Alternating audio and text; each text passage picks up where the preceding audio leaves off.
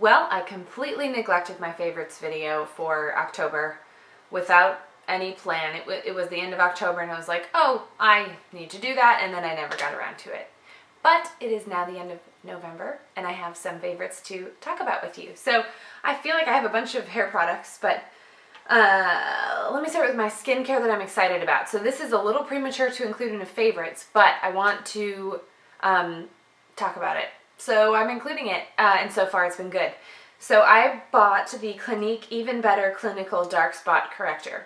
Ever since I had Luke, during my pregnancy with Luke, I got pregnancy melasma, which is darkening of the skin. It looks like sunspots or sun damage. I got it really bad under my eyes here. It's since faded quite a bit. And then ever since I've had him, if I have a blemish or something, my skin's been a little bit more prone to breaking out than usual, which could be stress related. But either way, whenever I have a blemish, no matter what happens with it, I always have a pretty dark red, like deep red mark left behind. So I wanted to get a dark spot corrector to correct that, because it's gotten to the point now where I need to put concealer on like a good bit of my face to compensate for these dark spots, and it's becoming a pain in the butt. So I went with this. I didn't want like a multi-step system. At least I didn't want to start with that. I wanted to see if just adding one specific product for dark spot correction into the mix would be sufficient. If it isn't and I need to do like a more involved system, I can do that. The one I've heard the most about is Rodan & Fields. I've never used Rodan & Fields products. I'm pitched them more than any other product ever. Yeah, I think I'm just a little apprehensive about committing to like a 3 or 4 step system. So I like to try new products all the time.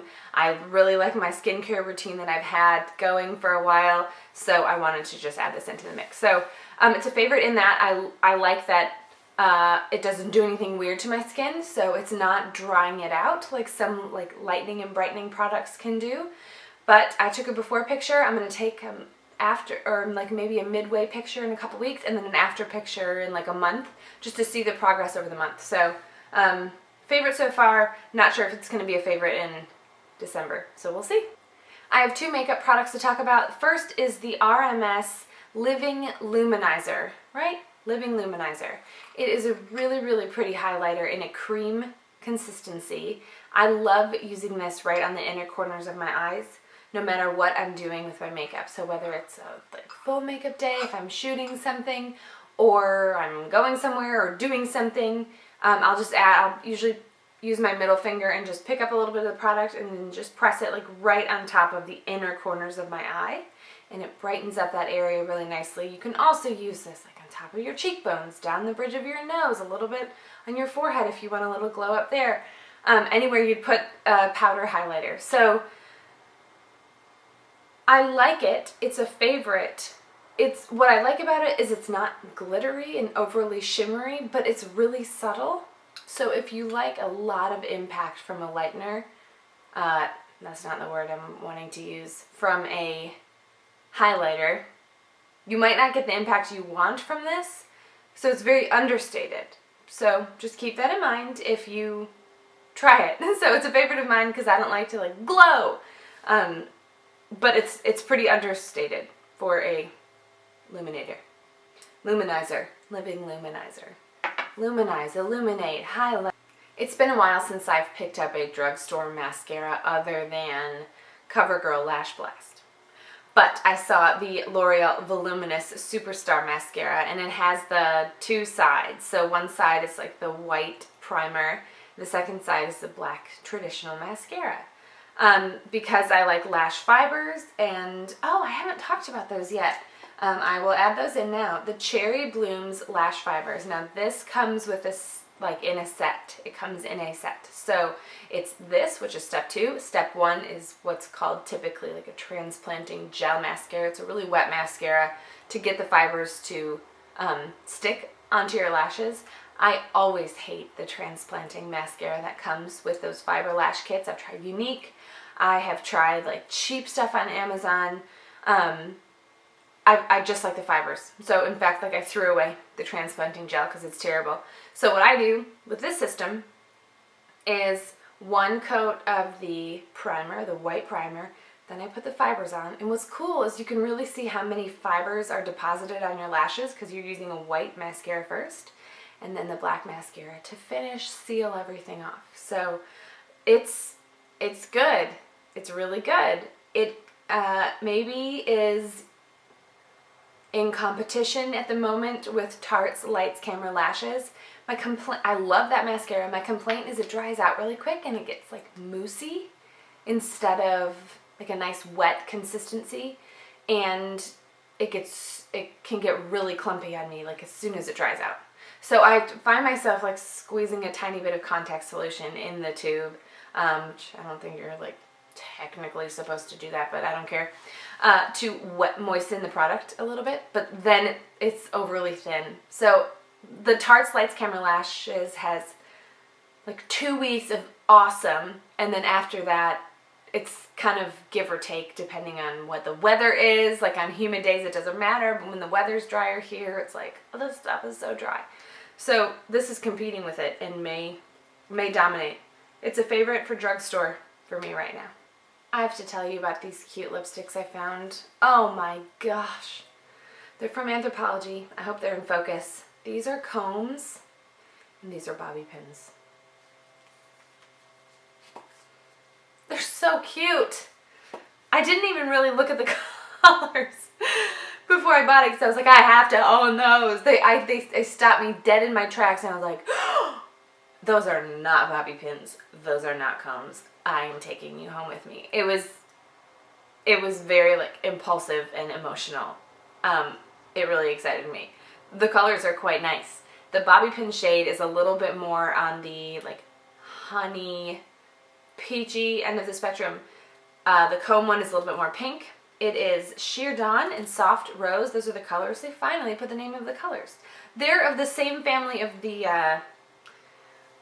Swan lipstick I've used before. These are from Anthropologie, like its own line, and they're all in this really cute packaging.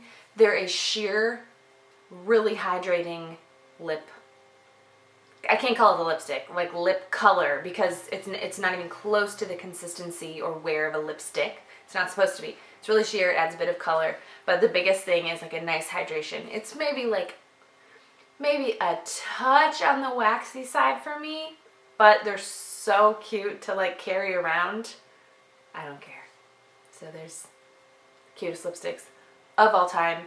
Hard for me to imagine anyone ever beating adorable packaging like this. Have I mentioned the fresh cream obsession? I don't know if I have. Is that a spider?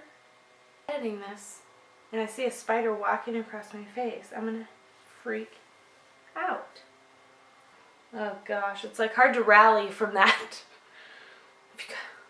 This is gonna be hard to edit. I'm gonna be looking for the spider on me. Have I talked about the fresh cream obsession? I think I have. Best smell body wash lotion, not so much in the perfume, ever. I don't know if it would be replaced. I like fruity smells or like really warm, you know, kind of buttery almond, vanilla, that sort of stuff. Sometimes vanilla fragranced things like lotion or body wash are way too vanilla, and it's like, that's so vanilla. Fresh cream is supposed to be like kind of whipped cream, but it smells like a hint of vanilla. It's so nice. So nice. I use the body wash, body lotion. Good stuff. Let's keep talking about the shower. Hold on. Are you jumping up here? Because there might be a spider on me. Come on up. At your own risk. No? Okay. Let me talk about this. Kevin Murphy's anti-gravity spray. This is really good. Oh, shoot. Oh, shoot. I'm going to do an honorable mention because I'm too committed. Pureologie's Levitation Mist Volume Spray. Grits is here. Good. This competes with it. I think I like Pureologie's Levitation Mist better, but if you're an Aussie or you like Kevin Murphy products, they're out of Australia. This is really good as well. The Pureologie Levitation Mist makes my hair a little bit frizzy, but I think that's just because I like spray it in there and I just fluff constantly. As my hair's getting longer, I still want the volume, which is difficult. So I blow dry upside down. I, you know, tease it a little bit. I use hairspray. So I think if I were to maybe not do so much after applying the product, it wouldn't make my hair frizzy. Okay, I'm like really scared. There's a spider still crawling on me. This doesn't make my hair as frizzy, but it adds a nice bit of volume. So I use this or the Anthropologie Levitation Mist. Just kind of pick whatever one is like closest to my hand as I'm grabbing products from my bathroom counter. I use the Aquage Uplifting Foam first on my roots, always. And then this sort of, you know, a couple inches from my roots down through the ends. Especially in the back area, because that's the area that just wants to like melt and lay flat. So I like to put a lot of this volume spray down there. So this is Anthropologie's Levitation Mist. Really, really good. Speaking of Anthropologie, their Smooth Perfection Shampoo and Conditioner. These I pulled straight from the shower, so there might still be water in them. Not good for me, I've determined. It's a little too heavy for me, especially as my hair is getting longer. But it really smooths my hair out nicely. I think if you had, my hair, while maybe thick in amount, is very, very lifeless. That's why I use so many products to kind of create like a support system throughout, emotional, physical, all of the above, all of the things. I'm struggling today. So this is a little bit too heavy for my texture, but it's very effective at smoothing. So I got it for Jordan, my friend Jordan Monder. She has incredibly thick, frizz-prone hair. Beautiful hair, frizz-prone. So it's like a touch on the dry end too. Jordan, are you watching this? I'm just calling you out. The Smooth Perfection is great for that texture. So if your hair is frizzy or maybe a little bit coarse, you would love that. So look into that line. It's sort of a new development from them. I think it's new. The last thing I'm going to finish with is the Tarte. Let me reach for it. Oh, I have two more things. Pixie by Petra Shape and Shadow Contour. Here's the shade. What you should notice about this is there's zero orange in it. And a lot of times bronzers are a little bit on like the golden warm side. You want neutral shades, like cool undertones with a contour, so it doesn't look like you're just spreading bronzer all over your face in like a very specific place. You want this to look like a shadow, and shadows aren't often warm. This is perhaps the most pigmented product I have ever used. I just have to get the brush like within a 5-foot radius of it, and it all transfers onto the brush, and it's like, whoo, I barely have to touch my face. So I know this will last me a literal eternity. As far as contours go, ones that I've talked about in the past are Mascara's 3D Foundation, which is the highlight, the contour, and the blush. So this is different in that it's not a cream product. I often get asked, well, what do you like the best? They're totally different. So Mascara's 3D Foundation is like a system. It is flawless, beautiful coverage. Flawless. I just did a tutorial with it yesterday, and I just stared at my face and was like, this stuff is so freaking good. Sorry, I did a tutorial on that earlier, but the Pixie by Petra is a dry powder, I guess, a pressed powder. Very, very, very pigmented, so be really careful when you use it, because you don't want to walk around with like really dark lines all over your face. I like a natural looking contour, especially for my round face. It would just look kind of weird if I had all these like sudden angles. Alright, the last product I want to mention is Dr. Jart's Water Max Sleeping Mask. Here's what I'll say about sleeping masks. I think that's just a cool way to describe night cream. Like you put a sleeping mask on at night and then you go to bed. So it's sort of exactly like doing face cream or like a particular face cream at night. This sinks in really well. It is like a drink of water for my skin, which feels really nice, especially as we're getting drier. And I just pat it off in the morning. Like on days that I shower in the evening, I'll, clean my skin, get everything ready, put this on, wake up in the morning. I'll just kind of splash my face with a little water just to sort of wake me up, and then just pat it dry. And I usually layer another bit of just my regular daily face cream on top of it, just for extra moisture because my skin's that dry.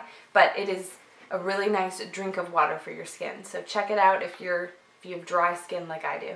Okay, those are my favorites for November. I felt like I had a good range. A lot to choose from since I kind of had to grab from October as well. So if you want to see any other favorites videos, you can find those on my blog or on my YouTube channel, which you can find a link to on my blog, which is thesmallthingsblog.com.